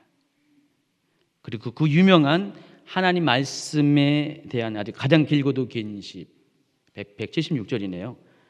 119편이 있습니다. 자, 이런 식으로 시편은 이렇게 특별한 방식으로 또 편집되어 있고 배열되어 있다는 것을 아시기 바랍니다. 여러분 이것 쭉 이제 기본적인 것들을 아시면 어떻게 했어요? 앞으로 시편을 묵상할 때마다 좀 이렇게 내용을 아니까 이게 어떤 거구나라고 아니까 시편 묵상에 있어서 도움이 될까요? 안 될 것 같아요? 그래서 여러분 이렇게 머리에 두고요. 원고는 이렇게 잘 챙겨뒀다가 찾아보세요. 그리고 앞으로 제가 종종 이 부분에 대해서 다시 한번 리바이브를 할 겁니다. 다시 더 구체적으로 더 설명을 하게 될 것입니다. 그래서 미리 여러분에게 헷갈리지 않도록 맨 마지막 서비스 차원에서 시편 한눈에 보기 박스를 만들었습니다. 자, 요거를 쫙 보시면은 여러분 이 시편을 구분하는 데 도움이 되겠죠? 지금까지 설명한 거 통해서 충분히 알아 가소롭지 그쵸 여러분? 자 오늘 강의 여기까지고요. 어때요 여러분? 도움이 됩니까? 이 강의는 여러분 큐티 하는데 도움이 될 수 있는 포커스를 거기 맞춰서 하는 거예요. 그래서 여러분 이제 큐티를 하다가 필요할 때마다 이 강의를 다시 한번 이렇게 재청취하거나 필요한 부분을 찾아서 보시면서 그리고 좀 모르는 부분들이 있으면 여러분 직접 찾아보기도 하세요. 어쨌든 여러분 이 시편을 볼 수 있는 길이 지금 열린 겁니다. 앞으로 시편 큐티 많이 해주시고요. 그리고 큐티한 내용들을 또 여러분 같이 셀에서 공유하시면서 또 새로 큐티 나눔 방에 있는 분들도 거기서 아니면 여러분 개인적으로도 몇 사람이 이렇게 특별히 시편은 어렵지 않고 여러분 정서와 많이 맞는 내용들이 많이 있다 보니까 더 적극적으로 시편 큐티를 해주시기 바랍니다.